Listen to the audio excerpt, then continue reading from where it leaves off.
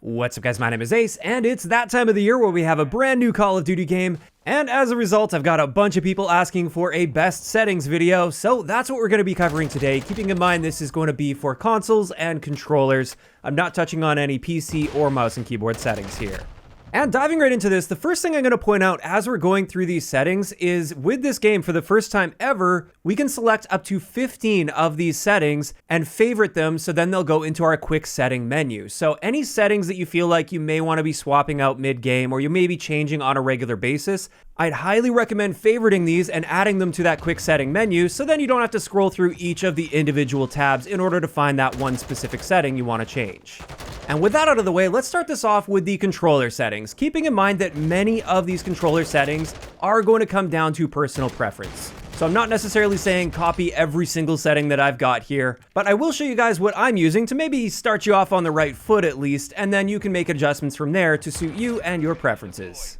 And the first thing's the button layout. I personally prefer tactical, but again, this is going to be down to personal preference. I also really like turning controller vibration off. I find it distracting more than anything. I think it's great for a little bit of immersion with campaign or something, but not so much for multiplayer. And I also don't play with flip triggers, but I know for a lot of people they will like that. As for sensitivity, I'm probably going to fine-tune this a little bit over time, but so far I'm liking 8 and 8 with a 0.7 aim down sight multiplier, and that 0.7 aim down sight multiplier means when I do aim down sights, I have a lot more fine control over my aim, whereas when I'm not aiming down sights, with that 8 and 8 sensitivity, I can still spin around fairly quickly to turn on people. Then scrolling down, the next thing you might want to look at is the interact reload behavior. When I'm playing multiplayer, I prefer tap to reload, whereas when I'm playing something like Warzone, I will adjust this to prioritize interact, because you're going to be opening crates and picking up loots and opening doors, for instance, and you typically want that prioritized over reloading. Also, while this doesn't really apply to like the 6v6 multiplayer all that much,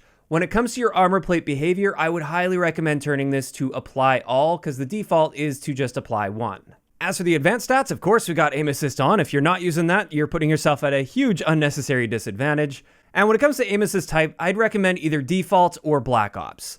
When it comes to precision and focusing, these aren't necessarily horrible, they're just very different and they don't give you any aim assist rotation, so that's why I don't recommend using those. Now, moving on to my aim response curve, I still use the standard aim response curve. This is just what feels best for me. I know a lot of people really like dynamic, and some people like linear as well, but for me, it's still standard. That's what I like to use. And I also like it when my aim down sight sensitivity transition timing is set to instant. So the moment I start aiming down sight, it will give me that slower aim down sight sensitivity. Now, let's get into our dead zones, and these are incredibly important settings, so you do want to hit the show more button here.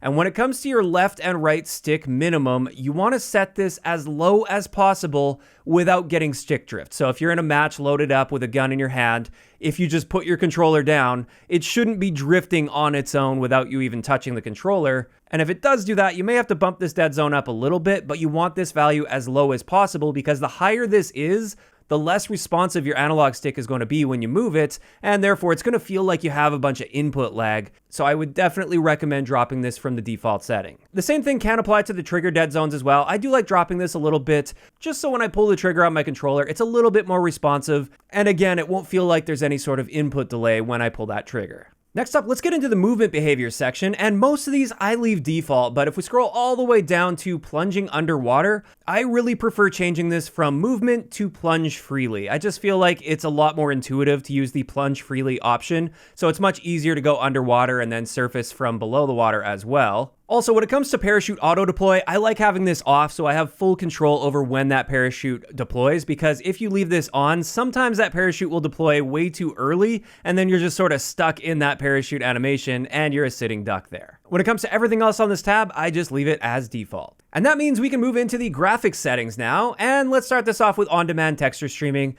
This is something that I would recommend keeping on for the best looking graphics in the game.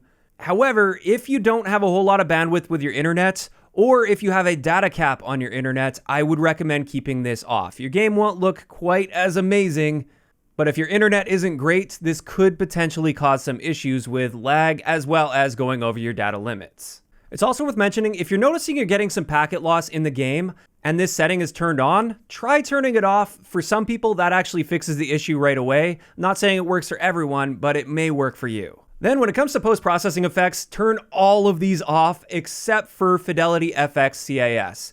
There's no real reason to have any motion blur or film grain or depth of field on. When it comes to all of these settings, they have the potential to obstruct your vision in some way in certain situations, and as a result, at least for multiplayer, I'd recommend keeping them all off.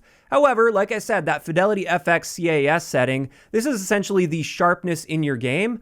I like having this on, and then I set it somewhere around the middle point at 50. I found this to be the sweet spot. If it's off, I feel like the image can be a little too soft, whereas if you crank this all the way to 100, I feel like the sharpness can be a little bit overwhelming, so somewhere in the middle is what works best for me. Next, let's get into our field of view setting, and this is something I would recommend changing from the default. For me, I usually like my FOV setting to be somewhere between like 90 and 110. I don't like maxing it out because when you do that, there are diminishing returns. The wider your field of view, the more you can see at any given time, but the smaller targets will appear in the distance. Whereas on the other end of that, if you go way too low, then it kind of looks like you're looking through a toilet paper roll. You can't see enough of what's going on around you, and this can lead to a whole lot of paranoia. Also, when it comes to this, I personally prefer having my aim down sight field of view as affected, and that means with my boosted base field of view, this will also boost my field of view while aiming down sight compared to default. Whereas with independent, even if you have your field of view maxed out, once you're aiming down sight, it'll look exactly the same as if you didn't adjust your base field of view at all while aiming down sight. After that, we do have our weapon field of view, which this setting wasn't working properly, at least on console throughout the beta build of the game. However, it is working now in the full build, and I can finally show you a comparison here. Essentially, the narrower you go with this, the closer the gun will appear to be to your face, and the less of your arm you're going to be able to see. Whereas as you go wider with this setting, you're going to be able to see a bit more of your arm, and it kind of stretches the gun out a little bit. Overall, though, when you overlay these, it's not like any of these settings really have a significant impact on how much of the center of your screen is being blocked by your gun and your arm. It's more so just a slight perspective change, and it kind of stretches things slightly, so it's really just down to personal preference. Honestly, I just leave this at default. I think that looks best for me. But after that, let's have a look at our camera movement settings. You want to set these as low as possible. Also, for me, anytime I do play third-person modes, I do prefer third-person aim-down sight rather than the first-person aim-down sight that we had in the beta, and we do have access to change these now, so go with what feels best for you, but for me, I prefer remaining in third-person all the time if I'm playing third-person modes.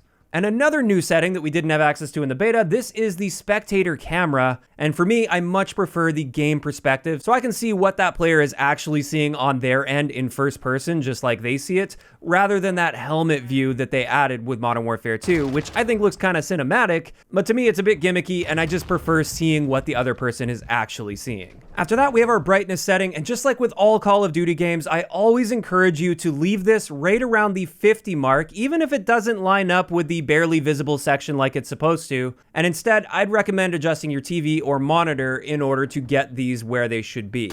Many people like cranking this in-game brightness setting up, but in my experience, that just washes the game out significantly, and this makes the game look a lot more ugly, and it can make it harder to spot targets as well, in my experience. Next, let's get into the audio settings. This one will go pretty quickly. So far, while I still have to do a lot more testing with this, it seems like the headphone bass boost option is the best when it comes to hearing footsteps. I will have a dedicated video on this in the future, so this may end up changing, but so far this seems best to me.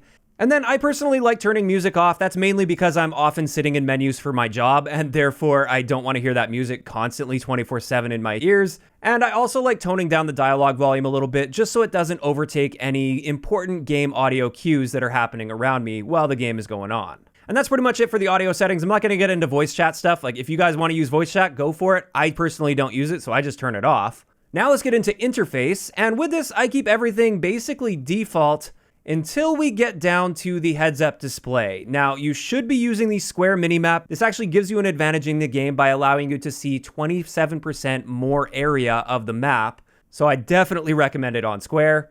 And then I leave the rest of that section all default. However, scrolling down to telemetry, this is quite important, and I definitely recommend opening up the advanced section of this. I highly encourage you to turn on server latency and packet loss. So this will show up on the top left of your screen while you're in the game, and you can see the exact latency you have in real time, as well as whether or not you're getting any packet loss, which could potentially explain what's going on in the game if you're having some issues. After that, you may want to turn on the center dots. This just appears in the middle of your crosshairs. This was on by default in Modern Warfare 2019, and now they gave us the option for it. Now, currently, this doesn't bob and move with the other crosshairs in the game, and it doesn't seem like there's any settings to connect them, and therefore, I've actually decided to leave this off. However, if they update that in the future and they make it so this dot will move with the crosshairs, or they make the crosshairs stationary, then I will be turning the center dot on. And with that, that's going to wrap it up for the best settings that I've found so far for console and controller players when it comes to Modern Warfare 2's multiplayer. Again, many of those are subjective, and some of them may even change slightly over time for me, but as of right now, these are all feeling great, and I'd highly recommend at least making some adjustments here. And with that, this is where I want to hear from you guys in those comments down below. What are you thinking about these settings that we have available this time around with Modern Warfare 2? Are there any particular settings that you feel are missing and you would like to see in the game? If so, just let me know down below. If you enjoyed the video, a like rating is always appreciated. And don't forget to subscribe for more if you haven't already. I'll talk to you guys next time.